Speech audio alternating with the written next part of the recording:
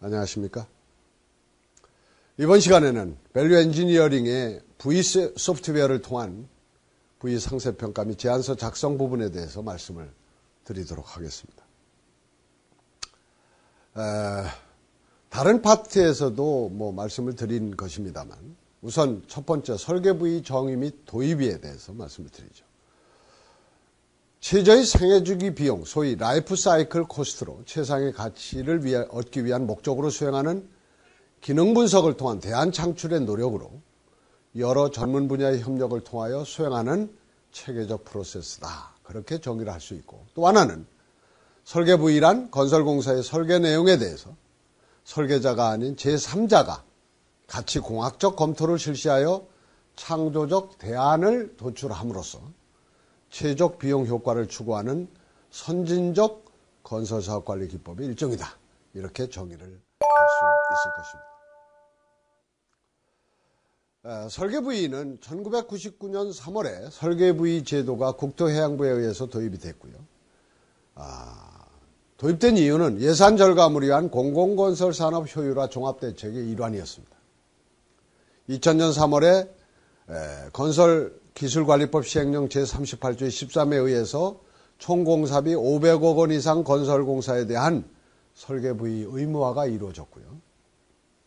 2005년 6월부터 그 대상 공사가 500억 원 이상에서 100억 원 이상으로 확대가 되면서 법제화돼가지고 실제로 2006년 1월 1일부터 시행이 되었습니다.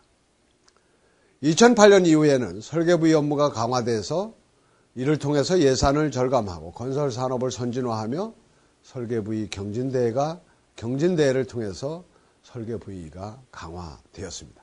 지금 공공기관 중에서는 인천광역시에서 이제 설계부위에 굉장히 많은 관심을 가지고 이루어지고 있고, 많은 공공기관들이 이를 설계부위 업무의 중요성을 이렇게 활용하고 있습니다.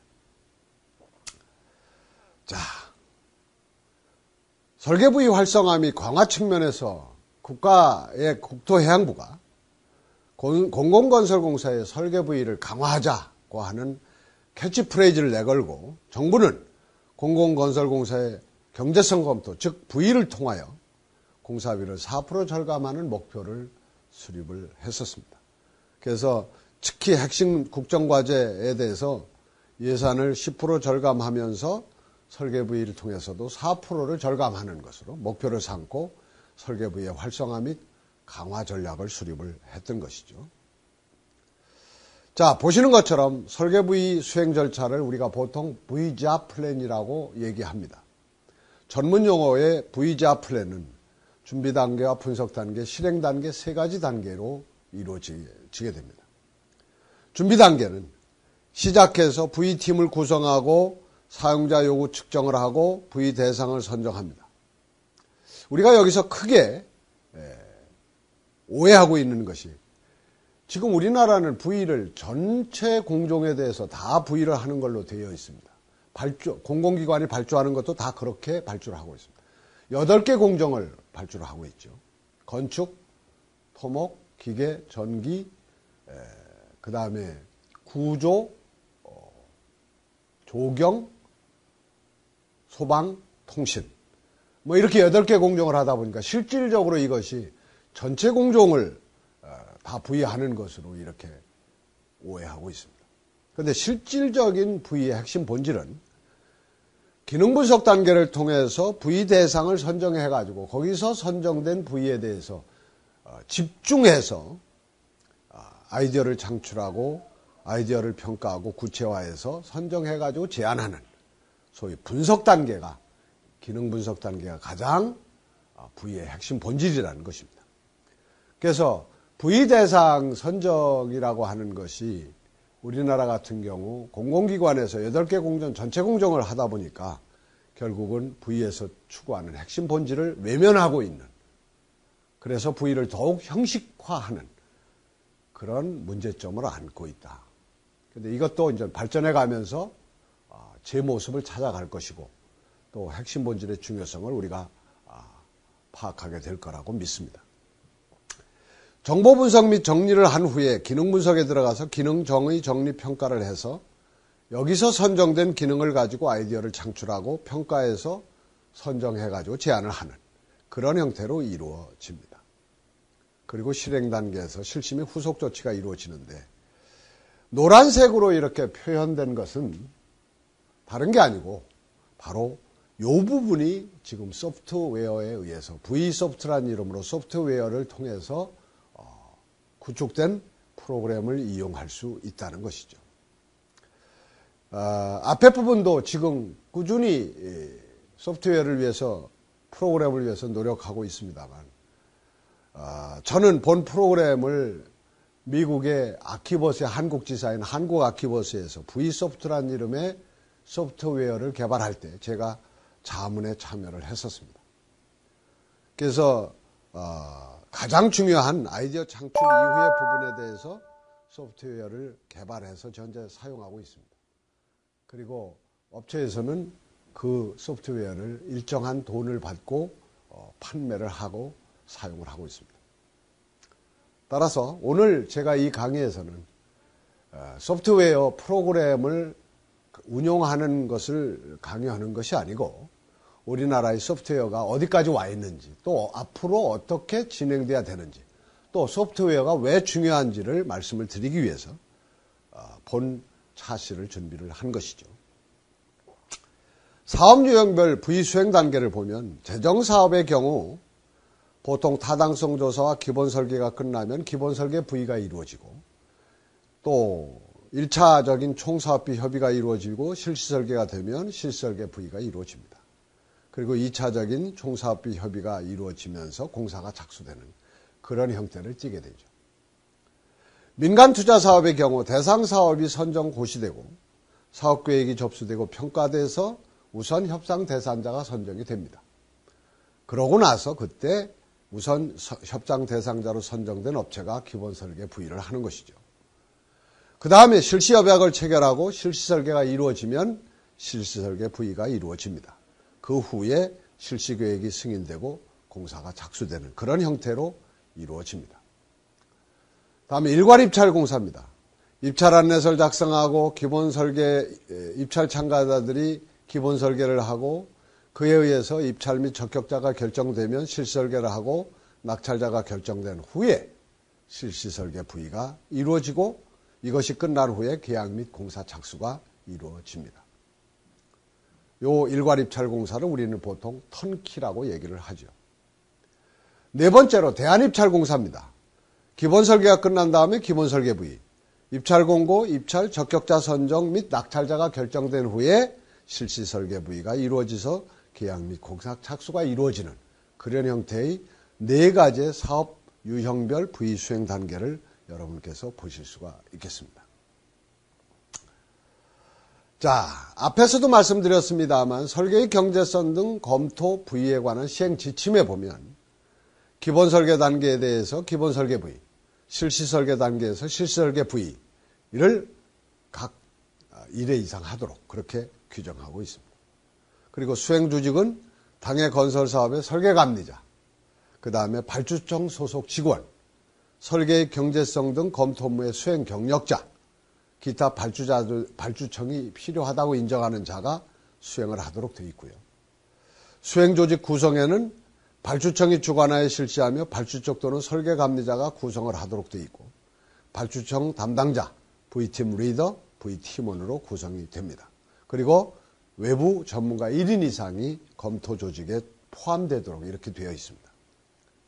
그리고 당해 사업의 설계자 1인을 검토 조직에 포함하는 것을 가능하게 하고 있는데 실질적으로는 잘 이루어지지 않고 있는 부분입니다. 왜냐하면 설계자가 V에 참여하지 않는 것이 좋겠다는 기본적인 방침 때문입니다. 현재 공공공사에 대해서 발주할 때 수행 조직에는 반드시 미국의 CVS, 최근에는 건설부연구원의 CVP까지 자격증을 보유한 사람을 회사가 보유하고 있을 때만 입찰에 참여할 수 있도록 그렇게 하고 그래서 수주했을 경우에 CVS가 바로 수행 조직의 리더로서 참여하게 된다. 그렇게 되어 있습니다. 여기 설계의 경제성 등 검토에 관한 시행 지침 해가지고 관련된 제3조의 내용, 그 다음에 그에 대한 제안서, 양식, 또 설계의 경제성 등 검토에 따른 제안의 내용 해가지고 나와 있습니다. 우선 용어의 정의에서 첫 번째 설계의 경제성 등 검토라 함은 최소의 생애주기 비용으로 시설물에 필요한 기능을 확보하기 위해서 설계 내용에 대한 경제성 및 현장 적용의 타당성을 기능별, 대안별로 검토하는 것이다 라고 우리 검토 시행 지침에서 지정을 하고 있고요. 그 다음에 설계의 경제성 등 검토에 따른 제안의 내용은 첫째, 당초 설계와 제안된 설계와의 차이를 설명하고 각각의 장단점, 기능이 변경된 경우 그 타당성, 또 변경에 의한 시설물의 성능에 미치는 영향, 이와 관련된 객관적인 자료들이 바로 제안의 내용이 되겠고요. 두 번째는 제안이 채택된 경우에 변경된 설계 기준이나 시방서의 목록. 세 번째, 발주자가 제안을 채택해서 실시하는 경우에 각각의 제안 사항이 건설 사업비에 미치는 영향을 분석하는 자료. 네 번째, 수정 설계 비용, 시험 및 심사 비용 등 제안을 채택할 경우 발주자가 부담할 가능성이 있는 비용의 설명 및 견적 내용. 다섯째, 제안된 변경 사항이 생애주기 비용에 미치는 영향에 대한 예측. 여섯째, 제안 사항이 설계 또는 시공에 미치는 영향. 일곱째, 기타 제안의 우수성을 판단하는 데 필요한 자료 등이 바로 설계의 경제성 등 검토에 따른 제안의 내용이다. 이렇게 보시면 되겠습니다. V제안의 최종 보고서 포함 내용인데요. 첫째, 프로젝트 개요. 둘째, V 연구 중인 대상 구조물에 대한 구성 요소별, 공정별, 기능적 평가 내용. 셋째, 주요 요소 공정에 대한 패스트 다이어그램, 개선 전 개선 후. 네 번째, 고려된 대안에 대한 설명. 다섯 번째, 가장 최적 대안의 선정을 가능하게 한 사실적 정보 및 기술적 데이터. 여섯째, 원안에 대한 비용과 V 제안안에 대한 비용의 비교. 일곱째, 간접 비용 등을 고려한 원안과 대안에 대한 생애주기 비용 선정 결과. 여덟째, 원안과 대안에 대한 성능 점수 및 상대적 성능 향상 정도를 수치로 표현. 아홉 번째, 원안 대비 대안에 대한 가치 점수 및 상대적 가치 향상 점수를 수치로 표현. 열 번째, 비용 절감인 경우 비용 절감 정도. 기능 향상과 기능 강조인 경우 가치 향상 정도. 신기술 신공법 도입의 경우 도입에 따른 가치 향상 정도를 수치로 표현하도록 그렇게 되어 있습니다. 자, 이와 같은 내용을 중심으로 소프트웨어가 개발이 되었습니다. 그래서 소프트웨어는 준비 단계, 분석 단계, 실행 단계 중에서 현재 실행 단계에 초점을 맞춰서 개발이 되었다고 말씀드릴 수 있겠습니다. 보시는 것처럼 준비 단계에서는 V팀을 구성하고 오리엔테이션 미팅, 품질 모델 작성, V 대상, 선정 기준 등을 준비를 하게 됩니다. 그런 다음에 분석 단계에서 정보 분석을 하고 기능 정리 평가가 이루어진 다음에 V 아이디어 창출이 이루어집니다. 여기서 창출된 아이디어를 소프트웨어에 입력을 하면 그에 의해서 실행 단계에서 아이디어 목록, 평가 타임의 설정, 초기 공사비, LCC 분석, AHP 분석, 매트릭스 성능 평가, 물론 둘 중에 하나를 선택하면 됩니다. 가치 점수, V 산정, 집계표 작성, 출력 파일 작성, 제안서 작성 등의 순으로 결국은 소프트웨어를 통해서 보고서 또 제안서가 작성이 되는 것이죠.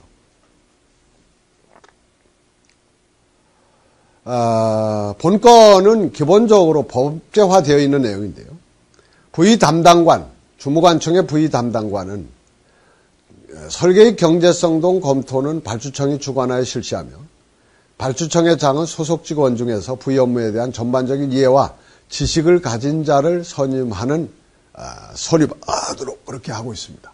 이것이 바로 이제 주무관청의 V 담당관의 자격이죠.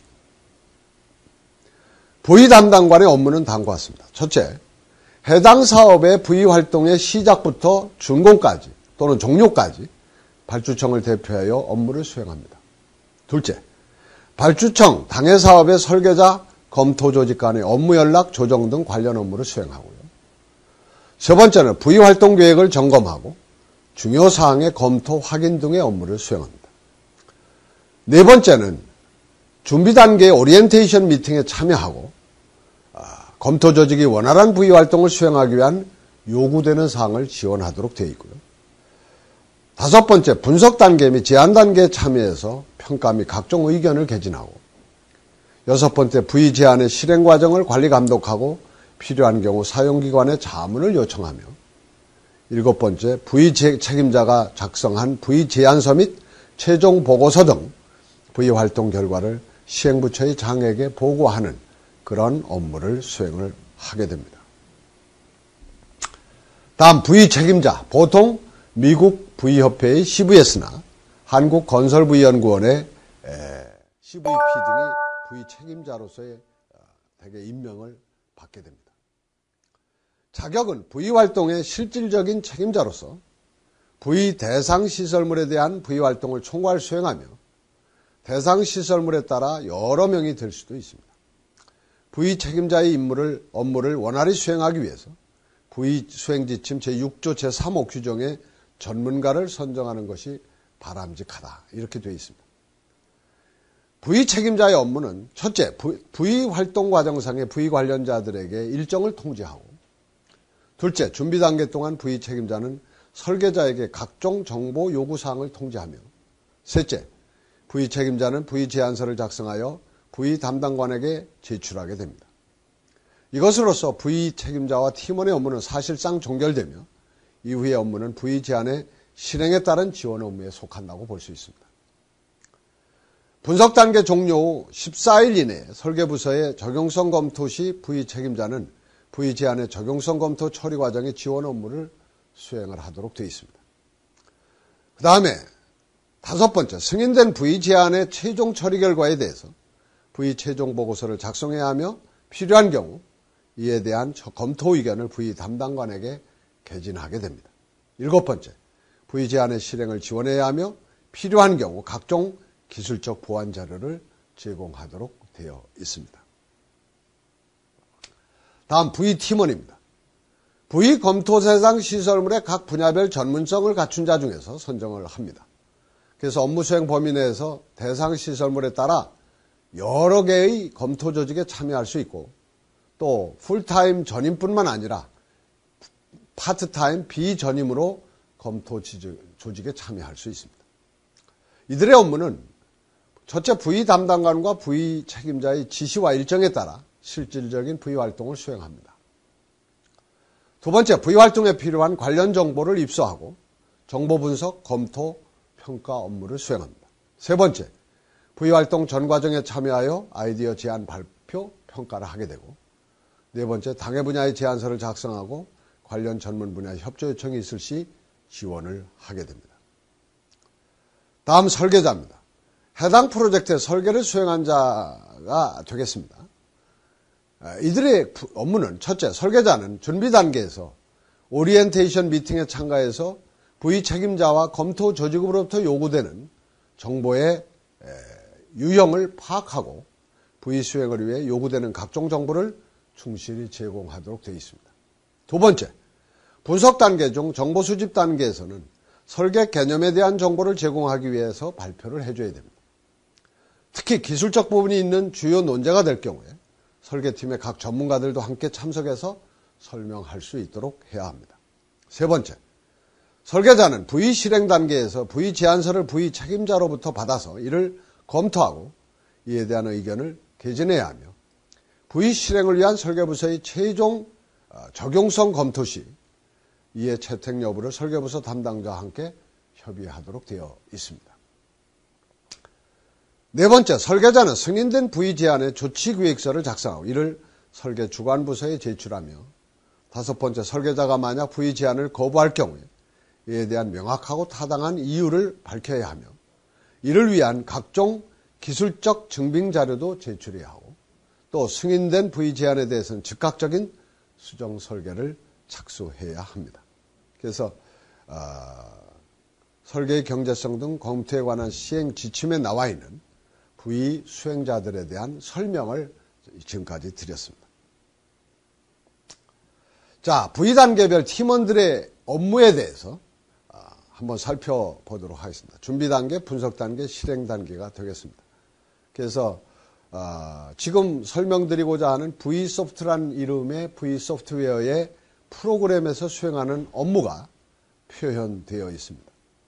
우선 준비 단계 관련 자료 수집, V팀 구성, 사용자 요구 측정 등은 V 담당관, V 책임자, V 팀원, 설계자, 코스트 팀이 함께 참여할 경우도 있고 아닐 경우도 있겠습니다만 수행을 합니다. 분석 단계에서 V 대상 선정, 그 다음에 정보 분석 및 정리, 기능 분석, 아이디어 창출까지 수행이 되고, 그리고 나서 상세평가, LCC 분석, 성능평가, 가치분석, 그 다음에 제안서 작성까지, 그리고 그 후에 제안서를 검토하고 수정 보완하는 것까지 실질적으로 프로그램이 수행을 하도록 그렇게 소프트웨어가 준비되어 있습니다. 실행 단계에서 이 소프트웨어에 작성된 보고서를 제출하고 설계에 반영하고 하는 작업들이 이루어지는 것이죠. 여기서 검은 동그라미는 주관사를 의미하는 것이고 삼각형은 보조자를 의미하는 것이다. 그렇게 이해하시면 되겠습니다.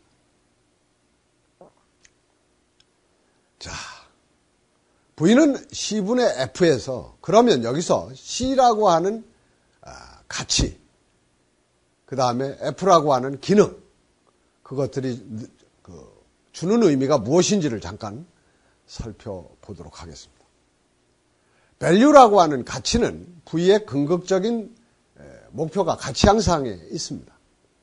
가치 향상은 건설 사업의 3대 요소인 시간, 타임, 비용, 코스트, 품질, 퀄리티의 적정한 안배를 통해서 이루어진다고 볼 수 있습니다.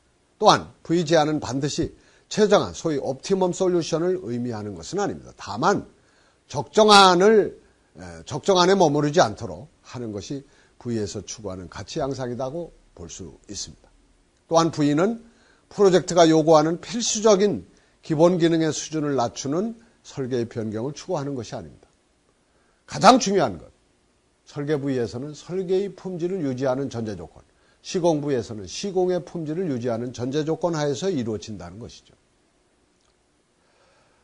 자, 라이프 사이클 코스트를 의미하는 LCC 생애주기 비용은 시설물의 내구 연한 동안 투입되는 총 비용을 의미합니다. 여기에는 기획, 조사, 설계, 조달, 시공, 운영, 유지관리, 철거 등의 비용 및 잔존가치가 포함된다. V의 대안비교에 다루어지는 비용은 조기비용에 국한되지 않습니다. 우리나라의 경우 대개 초기비용에 의해서 모든 의사결정이 이루어집니다만 미국 같은 경우에는 LCC 입찰이 있을 정도로 LCC 분석이 상당한 수준에 이루어지고 있다. 이렇게 볼 수 있습니다. 시설물의 완성 후 사용기간 동안의 유지관리 교체 비용을 포함한 토탈 라이프 사이클 코스트, 총 비용을 사용하게 되고 이를 분석하게 됩니다. 총 비용의 관점에서 대안의 총체적인 평가가 가능해지며 이러한 V의 총 비용의 접근 방식은 일반적인 설계 검토 과정에서 다루어지는 비용에 대한 접근 방식과는 다르다는 것을 우리가 분명히 이해를 해야 됩니다. 특히 우리가 패러다임의 전환이 요구되는 것이 바로 현재 비용에 의한 의사결정의 포맷에서 LCC에 의한 의사결정으로 점점 패러다임이 변환되고 있다는 하는 것을 강조를 드립니다. 다음 기능, 펑션이라고 하는 것은 무엇인가? V는 프로젝트의 기능 분석을 수반하는데 대체안의 개발에 있어서의 접근 방법은 What does it do? 그것이 무엇을 하는 것인가? 다시 말하면 어떤 기능을 갖고 있는가라는 무형 기능을 파악하는 과정을 수반하는 반면에 일반적인 원가 절감 방법이나 또는 설계 검토 과정에서는 What else we can use? 우리가 어떤 방법을 활용할 수 있는가라는 데 초점을 맞추고 있는 것이죠. 이러한 기능 중심의 사고는 창조적 아이디어의 개발을 돕는 V에서만의 독특한 접근이라고 볼 수 있습니다. 따라서 모든 기술 중에서 유일하게 기능을 통한 가치 향상을 꾀하는 기법이 바로 V이기 때문에 결국은 기능이라고 하는 것이 그만큼 중요하다. 네 가지 형태가 있습니다. 가치 기준은요. V는 C분의 F에서 원가 절감형은 기능은 전과 똑같거나 평형인데 원가가 절감되는 형태. 가치 혁신형은 기능도 향상되면서 원가도 절감되는 형태. 기능 향상형은 코스트는 전과 똑같거나 평형인데 기능만 향상되는 형태. 기능 강조형은 원가가 조금 더 들더라도 기능이 향상되는 형태. 이 네 가지 형태가 있습니다. 근데 실질적으로 미국의 V의 경우에는 네 가지 중에서 원가 절감형과 가치 혁신형, 소위 원가가 절감되는 형태에 초점이 맞춰져 있습니다. 그래서 원가 절감이 되지 않으면 V로 인정이 되지 않는다는 뜻이죠. 이에 비해서 우리나라 같은 경우에는 이 두 가지 원가 절감을 초점을 맞춘 것을 포함해서 기능이 향상되거나 또는 돈이 좀 들더라도 기능이 향상되는 이런 기능 향상형, 기능 강조형도 포함해서 우리가 가치 기준을 삼고 있다. 언젠가는 우리의 V가 일상화되고 그렇게 되면 언젠가는 우리도 원가 절감에 초점이 맞춰지는 V가 이루어지지 않겠는가. 그렇게 예측을 합니다. 자, 비용의 상세평가입니다. 비용 상세평가에서는 각 대안의 생애주기 비용, 소위 라이프 사이클 코스트 LCC를 분석하여 경제성을 비교하는 것으로 LCC 분석이 용이하지 않을 경우에는 또 LCC 분석이 필요하지 않을 경우는 건설사업 비용, 소위 초기 투자비를 중심으로 대안을 평가하는 형태를 띠게 됩니다. V에 의해서 도출된 대안들을 평가하기 위해서는 제한된 각 대안의 소요되는 비용을 고려하는 상세한 경제성 평가가 이루어져야 합니다. 이때 프로젝트의 초기 공사비만을 고려하는 관점보다는 LCC에 근거해서 대안들을 평가하는 게 매우 중요하다. 그래서 우리가 LCC로의 패러다임 시프트가 필요하다는 것을 강조하는 것이죠. 이러한 LCC를 고려한 대안의 평가 과정에서는 돈의 시간 가치, 소위 타임 밸류 오브 머니, 또 할인율, 또 생애주기 등과 같은 요인과 경제성 평가의 절차가 중요하게 고려되어야 합니다. 따라서 우리가 이제 소프트웨어를 개발할 때에도 이 부분에 대해서 굉장히 중요하게 참조를 해야 됩니다. 다음 비용 상세평가 LCC 분석 절차입니다. 우선 분석 대상, 소위 대안을 파악하고 LCC 비용 항목을 설정하고 그 다음에 기본 가정을 설정하고 대안별 LCC 비용을 산정한 다음에 전체 비용을 종합해서 대안을 선정하는 그런 형태를 띠게 됩니다. 우선 첫째, 분석 대상 대안 파악입니다. LCC 분석의 첫 단계는 여러 대안 중 어떠한 대안에 대해 평가를 하는지 파악하는 단계가 되겠습니다. 두 번째, LCC 비용 항목의 설정입니다. 그래서 비용 항목을 명확하게 하는 것인데요. LCC 비용 항목 모두가 LCC 분석에 사용되는 것은 아닙니다. 여러 대안에 대해서 관련된 비용 항목, 또 정보를 바탕으로 해서 필요한 비용 항목만을 선택해서 LCC 분석에 적용하는 것이죠. 또한 복수의 대안을 비교할 경우에 각각의 대안에 공통적으로 지출되는 비용과 분석이 시작되기 전에 이미 지출된 비용들은 포함되지 않습니다. 일반적인 건설공사의 그 LCC 비용 항목을 나열하고 있습니다. LCC 분석에는 미래의 발생 비용을 현재의 가치로 환산한 과정도 포함합니다. 환산 시에는 돈의 시간 가치의 계산을 위하여 할인율이 이용되고요. 이때 할인율은 대개 은행의 이자율을 사용하는데 엄밀하게 얘기하면 할인율과 이자율은 다른 것이다. 이렇게 보실 수 있습니다. 세 번째, LCC 분석을 위한 기본 가정 설정인데요. 미래의 불확실한 예측을 바탕으로 하기 때문에 분석을 위해서는 기본적인 가정이 필수적입니다. 그래서 우선 LCC 비용 항목을 분류를 해보면 건설사업비, 유지관리비, 보수교체비, 해체처분비 관련 비용이 있습니다. 건설사업비에는 기획 및 설계 단계에 수반되는 소위 설계비, 토지대 등 재비용이 있고요. 건설비에는 아시다시피 재료비, 노무비, 장비비 등, 유지관리비에는 에너지비, 연료비, 임금 등이 있고요. 보수교체 비용인 건물의 노화에 따른 보수 및 교체 비용, 해체처분비에는 잔존가치와 폐기처분비, 그리고 관련 비용으로는 기회손실 비용, 반보험 비용, 보험료 등이 되겠습니다. 분석기간입니다. 분석기간은 대안의 LCC 분석 결과에 가장 큰 영향을 미치는 요인 중에 하나이기 때문에 신중히 결정할 필요가 있습니다. 따라서 총 비용을 분석하는 목적에 따라 내용연수, 소위 시설물의 수명을 정의하고 그 기간을 결정해야 합니다. 내용연수의 가정에는 다음과 같은 시설물, 시설 부품의 수명에 대한 고려가 필요합니다. 그래서 내용연수의 종류를 보면 물리적, 기능적, 사회적, 경제적, 법적 내용연수가 있습니다. 물리적 내용연수는 물리적인 노화에 의해서 결정되고요. 기능적인 내용연수는 원래의 기능을 충분히 달성하지 못함으로써 결정이 됩니다.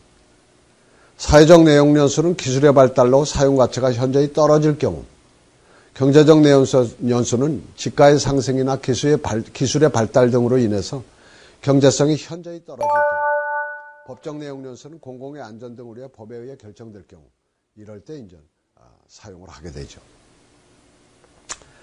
그래서 주택법 시행규칙 보시는 것처럼 장기 수선계획의 수립기준 해가지고 수선 주기와 수선율이 나와 있습니다. 그래서 지붕이나 외부 또 외부 창문 이런 특수한 경우에 수선율과 수선주기가 나와 있습니다. 이것은 주택법 시행규칙에 나와 있는 거고요. 다음에 조달청법에 의해서 내용연수가 나와 있습니다. 그래서 물품관리법 시행규칙 제25조에 의해서 대개 공무원들이 사용하는 직기, 비품, 물품 등에 대해서 이렇게 내용연수를 규정하고 있습니다. 다음 비용상세평가의 LCC 분석 절차입니다. 여기서 LCC에서 활용하는 할인율이라는 게 있는데요. 할인율은 LCC 분석에서는 미래의 발생 비용을 현재의 가치로 환산하는 과정도 포함됩니다. 환산 시에는 돈의 시간 가치의 계산을 위해서 할인율이 이용됩니다. 이때의 할인율은 대개 보편 타당성 있게 은행의 이자율을 사용하지만 명확하게는 할인율과 이자율은 다른 것입니다. 다음의 예를 한번 보시죠. 이자율은 8.14%를 적용했다. 최근 10년간의 평균 국내 시중은행 정기 예금 금리입니다. 이게 한국은행에서 발표한 건데, 물가 상승은 3.4%, 최근 10년간의 평균 소비자 물가 상승률입니다. 할인율은 4.5% 해서 옆에 보시는 것처럼 이자율과 물가 상승률을 고려한 공식에 의해서 계산이 된다. 내용연수는 65년, 법규 또는 주무관청이 지정을 할 수가 있습니다. 자, LCC 분석 절차에서 네 번째 대안별 LCC 비용 산정입니다. LCC 구성 항목별 비용을 산정하는 단계인데요. LCC 비용은 모두 미래의 발생 비용에 대한 예측입니다. 따라서 과거의 유사 시설물이나 시설 부품에 대한 실측 자료가 매우 중요하게 사용될 수밖에 없습니다. 그러므로 자료 수집을 통해서 필요한 자료를 수집하고 이들 중 해당 LCC 분석에 이용될 수 있는 자료를 엄선해가지고 구성 항목별 비용 산정에 사용을 하는 것이죠. 다섯 번째, 전체 비용 종합. 구성 항목별로 비용 산정이 완료가 되면 이를 종합해서 대안별 LCC를 구할 수가 있습니다. 여섯 번째, LCC 분석에 근거한 대안을 선정하는 단계입니다. LCC가 산출이 되면 이를 기초로 해서 가장 경제적인 대안을 산정하는 것입니다. 여기 본 소프트웨어를 프로그램을 통해서 생애주기 비용 분석 방법을 종합적으로 표현한, 근데 저희가 이제 이것을 개발할 때 가장 중요한 것은 바로 생애주기, 소위 라이프 사이클입니다. 수명주기죠. 쉽게 말하면 수명이 되겠습니다. 근데 우리는 지금 수명에 의해서 LCC를 산출할 경우 앞에서 보신 조달청법에 의한 직기 비품 분야나 또는 주택법에 의해서 정해놓은 그런 그 외에는 수선 교체 주기 그리고 수선율에 의해서 LCC를 산출할 수밖에 없습니다. 원래 LCC가 추구하는 비용을 산출하기 위해서 결국은 우리는 수명을 우리가 마음대로 가정해서 산출할 수밖에 없기 때문에 신뢰성에 문제가 생깁니다. 따라서 국가가 이제 공인된 수명을 제시를 해줘야 그에 따라서 신뢰성 있는 LCC 산출이 가능하다. 이렇게 말씀드릴 수 있을 것입니다. 본 프로그램에서는 법에 규정되어 있는 내용만을 사용해서 데이터베이스를 구축했다. 수명에 대해서는 구축할 수가 없기 때문에 그래서 원래 생애주기 비용이 추구하는 프로테이지보다 훨씬 부족한 프로테이지로 구축이 되어 있다는 것을 말씀을 드립니다. 자, 비용상세평가 LCC 분석 절차는 시설물의 LCC에 대해서 기획비용, 설계비용, 시공비용, 운영 및 유지관리 비용, 장기수선 비용, 폐기 처분 비용 등으로 구성되어 있고요. LCC 분석을 통하여 적정한 비용으로 시설물의 성능을 확보하고 경제적인 시설물을 공급할 수 있습니다. 그래서 보시는 그래프는 비용과 그 다음에 투자비 절약 가능이 높은 부분과 낮은 부분을 비교해서 보여주고 있습니다. 그래서 보통 기본 개념, 기본 설계, 실시 설계에서는 LCC의 절약 가능성이 굉장히 높습니다. 그 다음에 건설, 운영 및 유지관리, 리모델링, 폐기 등 소위 투자비 절약 가능성이 낮은 부분이 바로 파란 부분이 되겠습니다.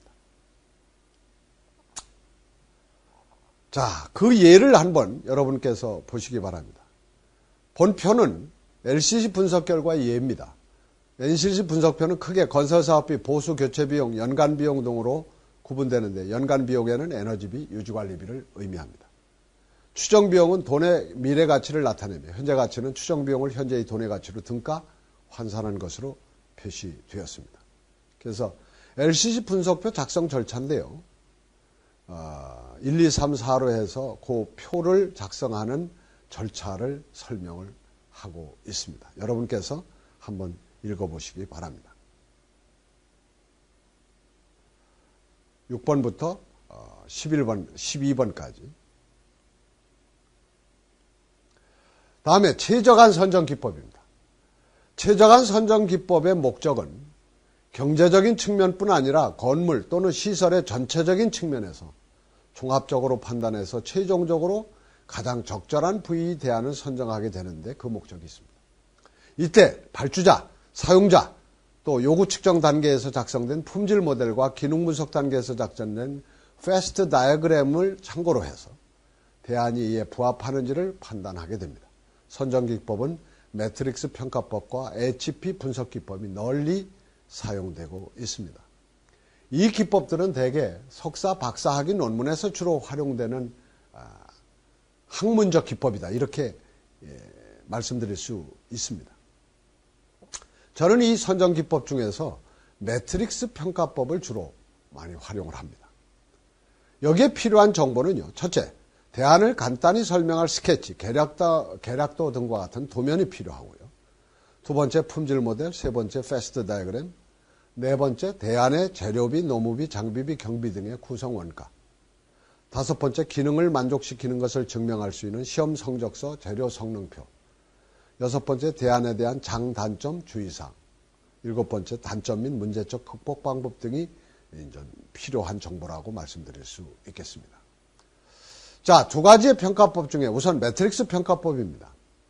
이 방법은 각 대안에 대해서 대안이 실행되었을 때 영향을 받을 평가 항목을 결정하고 영향도에 대해서 점수를 매기는 방법이죠.